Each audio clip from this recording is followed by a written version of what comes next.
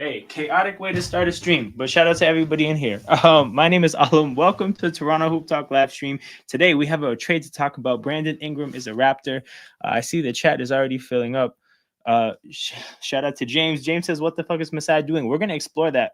Will says, "Morning, boss. Good to see you guys in here." Okay, so Brandon Ingram is a Toronto Raptor. Uh, okay, first thing we're gonna talk about is the trade. Kelly Olynyk, Bruce Brown, and a first and a second round pick. Um, I think it's good value. Now, the way I look at it, I think the second round pick is about dumping Kelly Olynyk's contract in the second year. Um, so it kind of makes the haul like that part of it. I think it's unfortunate because we signed Kelly Olynyk to a contract that he couldn't live up to. Now, that's a part of why I like the trade because if you look at what we're parting with, an expiring contract of a player that we weren't going to resign, Kelly Olynyk, a player that we signed hoping could be a big part of our bench. Uh, and then ultimately, what happened with him is he got back injury in preseason, hasn't been able to play really consistently. A one-way player as is, and you anticipate over the course of his contract that only gets worse and worse. So unfortunately, the mistake is we put ourselves in a tough position with Olynyk. You can't predict somebody getting a back injury in preseason, but that is what happened. So you part with Bruce Brown, an expiring contract you were going to get rid of, a bad contract of a player that is 34 with back issues, and a first round pick and a second round pick. The second round pick is a part of dumping Olynyk's contract. The first round pick is, I guess, the value to push the trade over the edge to get it done with New Orleans. Um, Again, from a value standpoint, I think it's good value in terms of what we're getting. I do think we're going to be able to re-sign Ingram. If we get completely fleeced in the contract negotiations, then we can revisit the idea of you signed a player, the player knows that you're not going to want to let them go. Um, in free agency, so they have a little bit of leverage over you. They have the ability to strong arm you a little bit. If that happens the way it did with Quickly, then we can revisit this conversation. But I think we're going to be able to retain Ingram. So strictly from a value standpoint, I like the trade. Um, when it comes to a roster building standpoint, I like the trade, but it puts us in a very particular situation. And that's what I wanted. The main thing I want to talk about. Look, I think like I said, from a value standpoint, what we're getting is greater than what we're sending out. From a roster building standpoint, we're going to have to be very careful with how we do this because we're not going to be able to pay everybody. RJ has to get paid, I think, within a couple years. Jakob Pertl has to get paid within a couple years. Barnes is already paid. Quickly's already paid. BI has to be paid in the offseason. Is there anybody else? Is there anybody else? There might be somebody else. But the point is, that's not possible. With our ownership in the second apron world, we are not paying everybody. So what's going to have to happen at some point within the next 2 years is pieces have to get aggregated. You have to take two of these players and trade them for one better player. That's really what's going to dictate whether this whole rebuild works or not. So when it comes to this trade, like the irony is I don't actually think this trade is going to dictate anything inherently about whether we're great or not. What's going to dictate whether we're great or not is how we make that aggregating trade. So I'll walk you guys down how we created the 2019 championship team. I think, in my opinion, what happened is we started with a pretty deep 10, 11 player deep team that was capable of winning 50 wins, was capable of winning playoff series, but ultimately wasn't capable of beating LeBron. And I think what we did with that 10 to 11 deep team, 10 to 11 player deep team, is that we started aggregating pieces. So Terrence Ross plus first round pick for Serge Ibaka. DeMar DeRozan, Jakob Pertl plus first round pick for Kawhi Leonard and Danny Green. Jonas Valanciunas and CJ Miles plus second round pick for Marc Gasol. But yeah, I think what happens is first you build the good team. You build a team that can build a culture of winning to set a standard for what's possible. Again, you use your experiences of how that team loses to dictate what the team needs. But then once you have a good amount of value and a good amount of pieces, you then go from there to make the trades that make that team even better.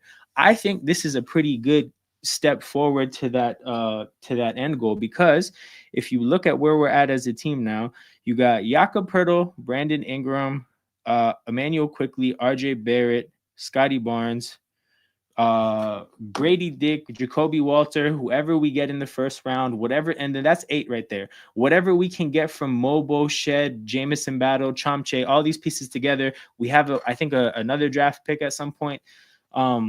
We can we can fall into having a 10-man rotation that's capable of winning a lot of games out of these pieces, I think.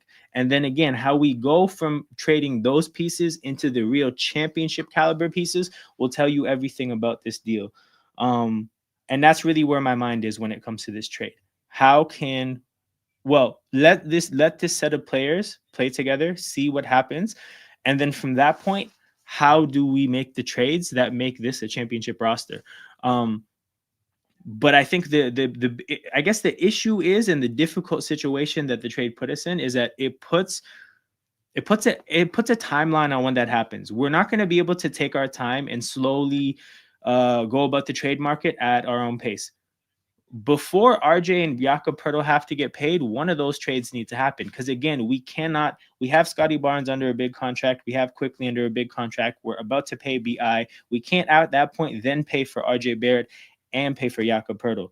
That's simply just not going to happen. And then if we somehow, some way were to do that, then all this rookie talent, the talent we have on rookie contracts, when it's time to pay them, there's no money. So the trade's going to have to happen within the next 2 years, but we're going to have to aggregate salaries. There's going to be hold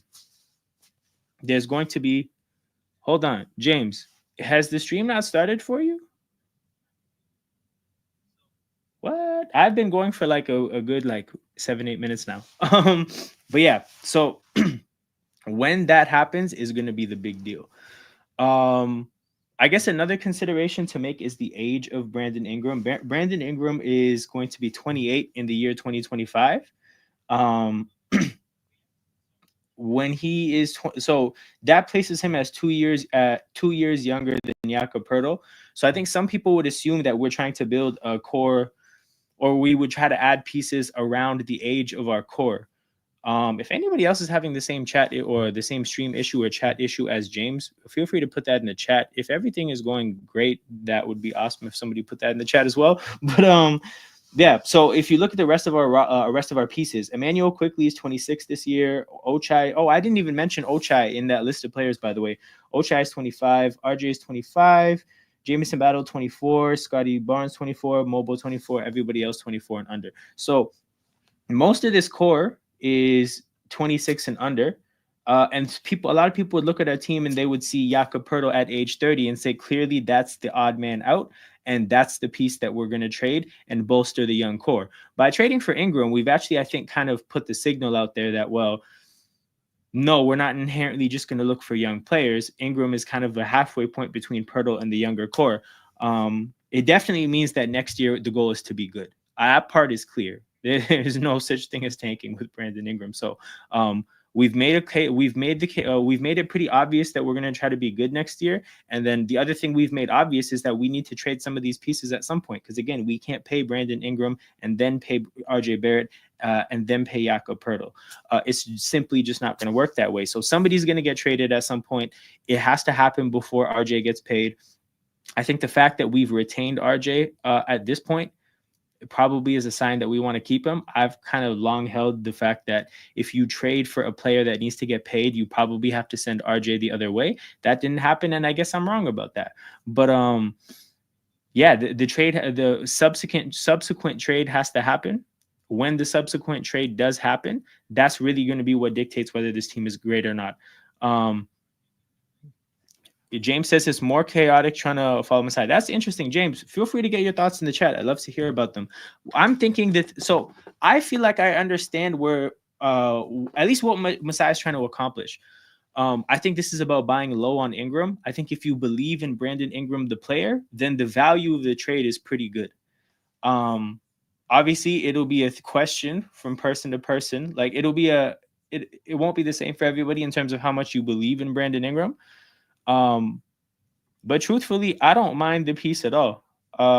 Again, I think strictly from a value standpoint, Bruce Brown, Kelly Olynyk with a back issue who hasn't been playing basketball, a first round pick who, look, the Pacers' first round pick is probably going to be in the 20s, and then a second round pick. I don't know what year we're trading it in. There's a decent chance that's a later pick as well, especially if it's not, we don't even have this year's second. So if it's next year's second, we're definitely looking at that pick like a pick in the 50s. So I definitely think that from a value standpoint, it's good. So what is Masai doing? Signed another bad contract with Ingram. So this is the question, James. This is the question. If Ingram falls into being a bad contract, then we're definitely not in a good spot. Masai's whole idea is that he's buying low on a player and that it'll pan out. He's not making the trade from a standpoint of it being a bad contract. I would compare the situation to Emmanuel Quickly coming in from a trade. And to be honest, to your point, one of the things that I guess goes with what you're saying is that when you trade for a player and that player hits free agency, they know they have quite a bit of leverage against you. They know that if you, as a team, you do not want to trade for a player and then lose them in free agency. So Ingram is probably going to have a decent amount of leverage. That part is definitely true. Whether that, how bad of a deal that is going to depend on how he goes on to play afterwards. I think with a player like Quickly, we signed him to a deal that's around $32.5 million a year. The idea is the player is going to get better and improve and live up to the contract. Does 32.5 makes sense given his past production? No, it's a bet on his future production. It hasn't panned out yet because he's been hurt, so we don't really even know. But the hope is that he's going to improve the way it looks like he could. With BI, I think the idea is that at 28, he's shown ability. The idea is probably that he hasn't been maximized, and the hope is that the setup that we have is going to maximize him. It's a gamble. If it doesn't work, it's going to look horrible. Masai is capping out a lottery team. Shake my head.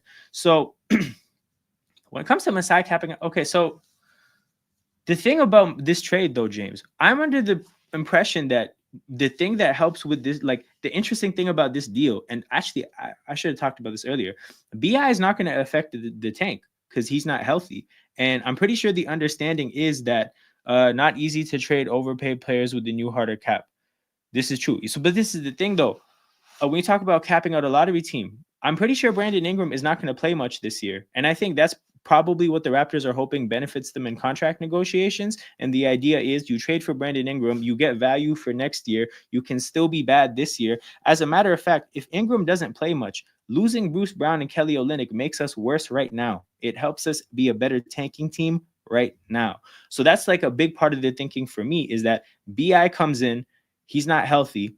I hope he's probably not going to play much. That impacts his contract negotiations. It's easier to get him on a long-term deal. We still get a good draft pick. And then we go into next year with Brandon Ingram and whoever that draft pick is. Like the idea that Ingram is put on the shelf, tell him to get healthy, right? Yes, but those deals are easily made with the new cap, old cap, but not with the new cap. Are you talking about getting rid of bad contracts? Because I mean, the thing is like you can never plan for the trade. You can never make a trade planning for the worst case scenario.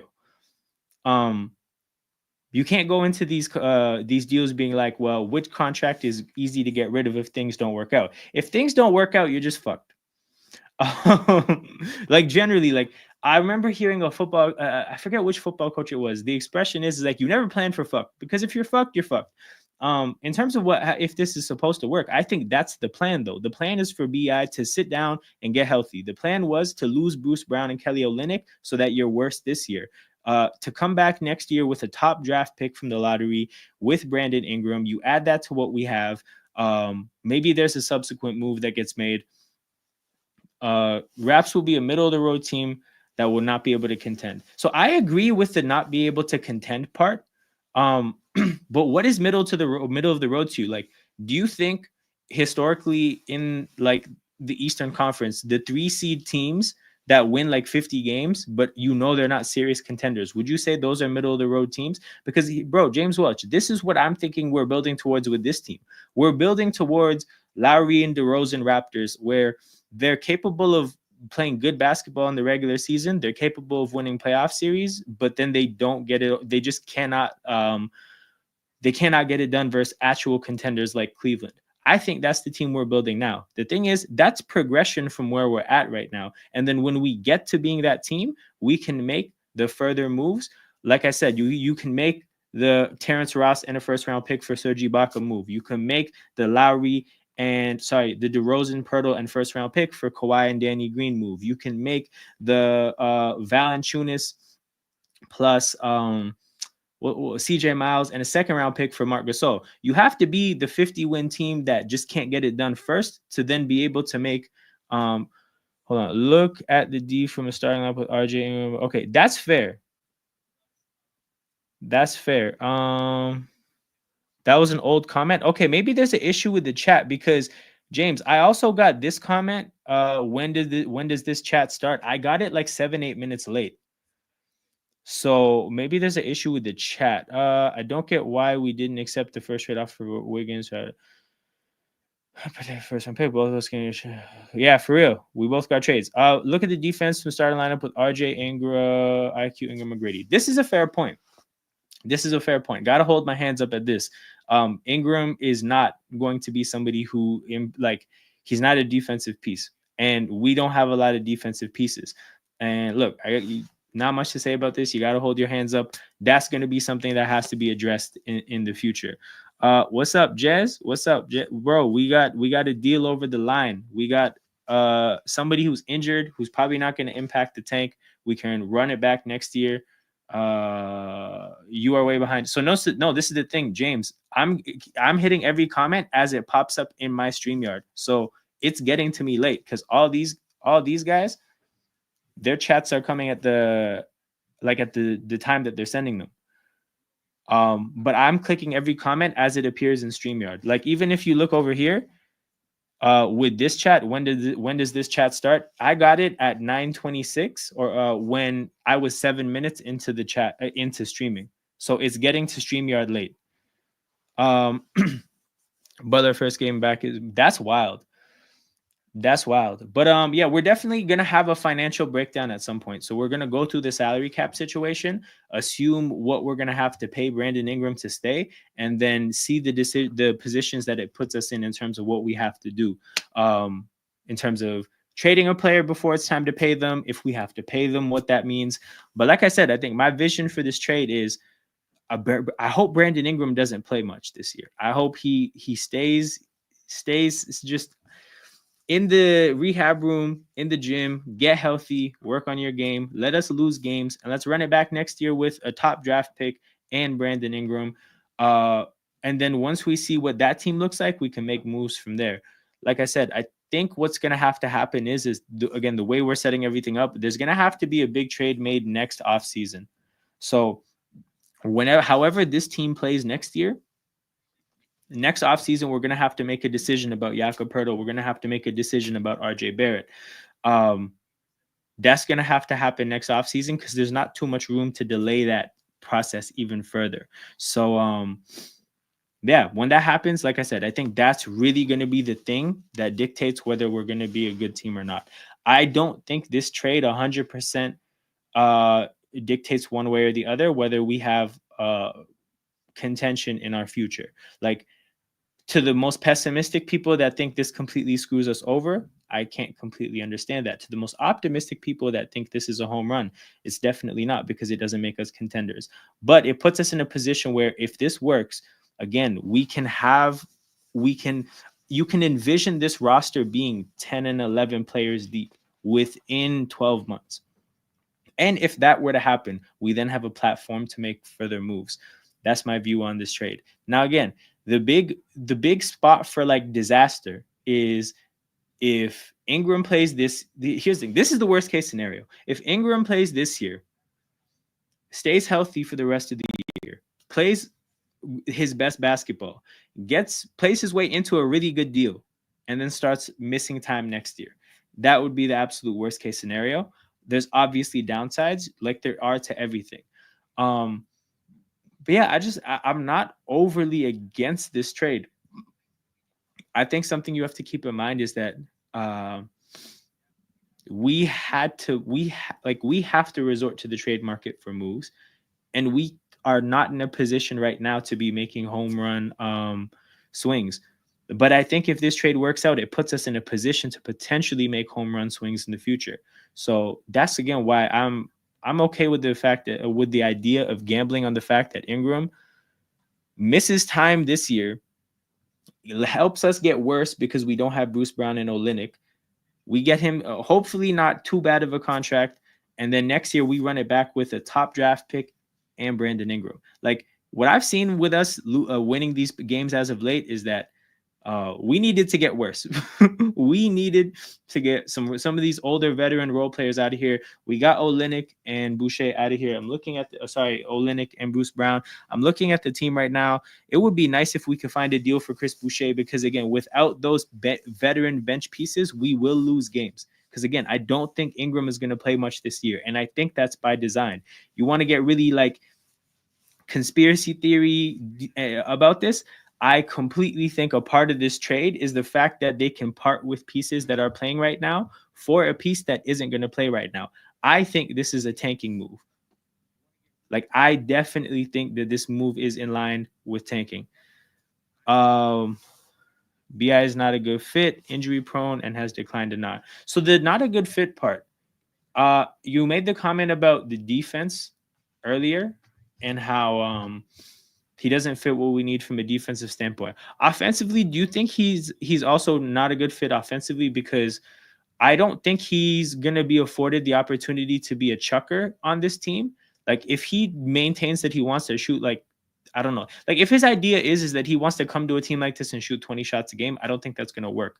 But what I would say, James, is that we needed somebody who can create offense in the half court. He has the skill set. Now you're saying he's declined. And I'm not going to sit here and act like I've watched Brandon Ingram games over and over and over again.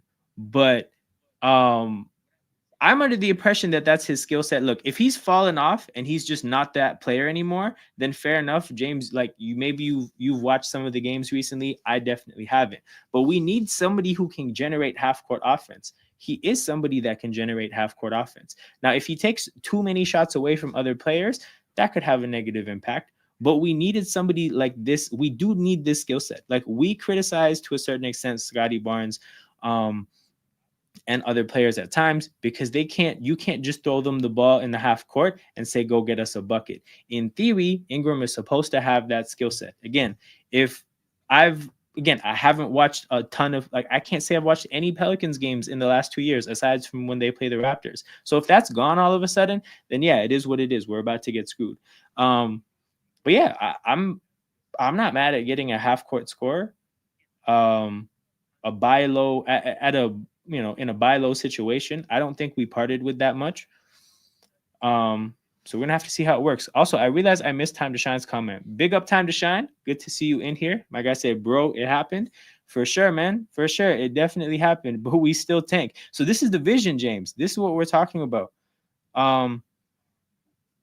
But yeah, this is what we're talking about. The goal is that we got to tank. Bro, I'm telling you, James. I'm telling you, I'm clicking the comments as they pop up in my StreamYard. I'm not behind in the slightest. As soon as it comes up, I click it. If it's not getting into StreamYard at the right time, then that might be a StreamYard thing. But it's definitely not me being behind. Wiggins improves us defensively. But I think, did you guys need 3-point shooting? Because I thought you guys needed 3-point shooting. Like, I thought that, yeah, because he's not going to help that at all. Maybe like realistically, Jimmy had his own 3-point shooting issues because he's not necessarily a floor spacer either. But yeah, shit. Okay, with BI, what do you guys think the contract is going to be? Let's look at the free agents really quickly. Full track, NBA. So I'm going to look at the teams with cap space because now when it comes to Brandon Ingram's free agency, the threats for him are basically the teams with cap space. Anybody without cap space would have to negotiate a sign and trade. And I don't know if we would do that. Check his 3-point shooting stats. Wiggins or Jimmy Butler?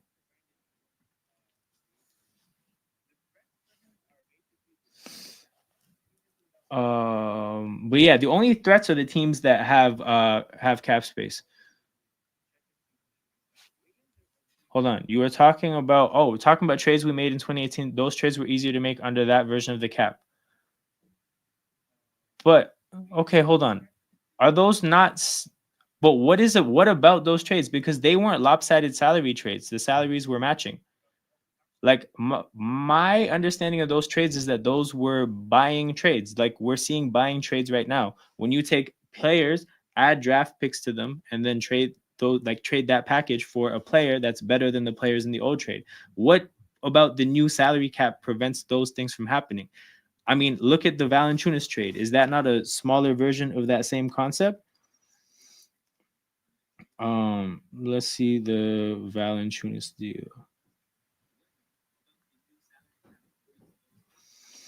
Valanciunas trade is what? City Sissoko, 2 second-round picks for Valanciunas. You take a piece that's not worth. I mean, I guess in Washington's case they have cap space, but like often puts them out of context. Fair enough. But yeah, bro, like what about the trades? What about the trades are oh, Wiggins. Yeah, bro, the 3-point shooting stats are bad. That part's not going to be great. But at the same time, like I don't know. You guys have I feel like you guys have 3-point shooters that don't play the rest of the game. And then now you guys have other players that don't shoot the three, like the players that play the rest of the game. Mark Williams to the Lakers. I'm expecting it out of the box for me. What do you think? Oh, Mark Williams to the Lakers. I think I don't understand that. So again, have I watched any Charlotte Hornets games when they haven't been playing the Raptors? Absolutely not, right? But when it comes to my understanding of this situation, why would they part with a young player if they don't think that the young player is trash? What incentive does New Orleans, like, do they just like Dalton Connect that much? Or if they had a good young center prospect, also because center prospects are slow developing, it takes time for them to figure their games out generally. Like that's the trend. There's obviously exceptions. And yeah, like if this guy's good, I think Mark Williams, it's harder to find a Mark Williams if he is like what I think he is, which is a good center prospect, right? Because again, I haven't watched Hornets games, so I don't actually know. If he's a good center prospect, right? I think that's a harder thing to find than Dalton Connect, which is a good 3-point shooter in the draft. Because we generally in basketball, we're producing more and more 3-pointers because that's a premium position and a premium kind of production. So that's happening more and more. But yeah, like Mark Williams, young centers, not the easiest thing to draft anymore. If he's a good young center, why is he getting traded to LA? I don't understand that. My kind of skepticism is the fact that like if they're willing to part ways with him, maybe he's not that good. Now, completely open-minded to the idea that the Hornets are just a shitty organization because that's what they've been for a long time now. So maybe they just don't know what they have. But no, I'm shocked, kind of shocked that they got a piece like that. Also, he's of the right age to be a part of the Luka core going forward. So if he is a good young center prospect, then they're in a good place. We need to trade Mitchell and Boucher. This I agree with. This I definitely agree with, James. We need to get, like, this is part of my vision, bro. We need to get Mitchell and Boucher out of here. We got Bruce Brown and Olynyk out of here. We need to put Brandon Ingram on the bench, sit his ass down. You get healthy. And we need to lose some goddamn games because we've won way too much in the last 2 weeks. Like, I'm not lost on the fact that we still need elite talent and we still don't have elite talent. And you cannot win an NBA championship without a top 5 player at the time. So we 100% need to get Mitchell and Boucher out of here to lose more games. That shit is necessary. I thought the Lakers would go for Jakob Poeltl. I agree, man. I thought the Lakers would go for Jakob Poeltl as well. Hold on. I thought Lakers would go for Jakob Poeltl. The thing is, I thought that they would be interested in Jakob Poeltl. I don't think they have the pieces to go for Jakob Poeltl because our reporting on the Toronto side is that we hold him we value him pretty highly, and I think I can understand why, because we've dumped too much in him already to all of a sudden not value him highly. So in terms of how we value him, I don't think you guys could ever meet the trade demands.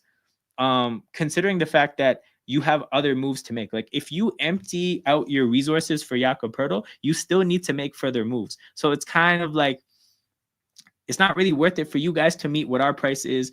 It's not worth it for us to accept the price that makes sense for you. Where I disagree with you is that I think you are thinking of trades as they used to be made. But here's the thing. What is the difference? Like, what is the fundamental part of Terrence Ross plus a first round pick for Serge Ibaka that is just not present anymore. Because that's kind of what I'm lost on. Like, I think there used to be salary dumps that probably won't happen anymore because the value of dumping money is more.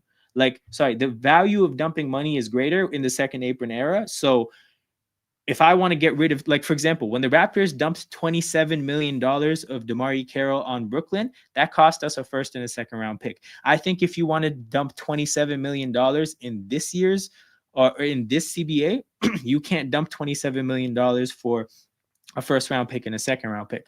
So I can understand the fact that the second apron has changed the dynamics of how bad money is seen. That I 100% agree with. But the trades that I'm talking about are just, hey, you have a player that you don't want anymore that's good. Take a worse player and some draft picks and make it happen. I don't think that's gone anywhere. Like, do you not see some of the trades that are happening now at this deadline and not see like just generally that concept happening? Because like, let's look at the NBA trade deadline. NBA trade deadline.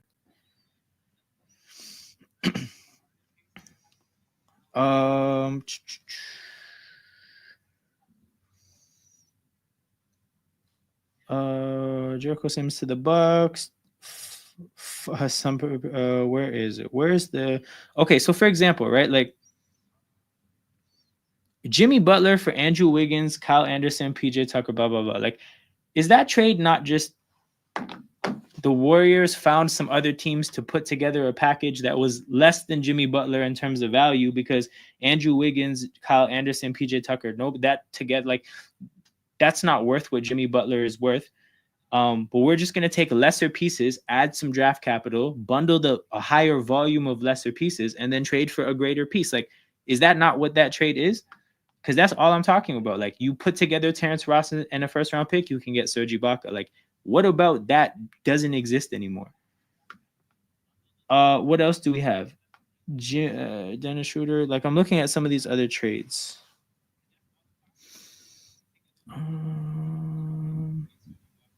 Kevin Durant uninterested in the Warriors. Damn, these trade trackers suck. Too many rumors.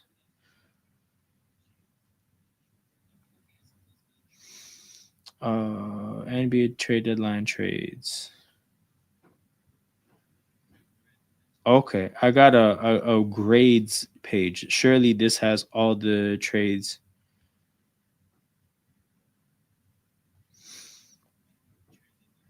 But yeah, okay, perfect. Mark Williams for the Lakers, right? Dalton Connect, Cam Reddish, a first round pick, and a pick swap for Mark Williams. Like, greater piece traded for accumulation of lesser assets. I'm thinking Lakers went for Mark Williams because of the low cost and Jakob will cost high money picks. I agree. I think this is definitely the vision. But guys, it's early in the morning. Actually have to go to work. So this was fun, people. Shout out to everybody that tapped in. I just wanted to get something out there quick, easy, just for the people to see. I am gonna probably sit on this and have like a more thought through reaction at some point. We're definitely gonna do a financial breakdown at least tonight or tomorrow. But yeah, so that's what I'm gonna do. What was I gonna say? Yeah, so that's definitely gonna come. I'm gonna cut this one short, keep it 38 minutes, nice and short for the algorithm. Make sure you guys hit the like button and subscribe to the channel if you're new. Like I said, the trade deadline's today. If something meaningful happens for the Raptors, we'll definitely come and react to it again later today in the evening. If not, financial breakdown, I would say tomorrow or Saturday. But yeah, we're gonna have a lot to talk about going forward. We finally have something juicy. And it should be a lot of fun. So make sure you guys subscribe to the channel so you don't miss when I'm live. I'll see you guys later. This was fun. I'm out.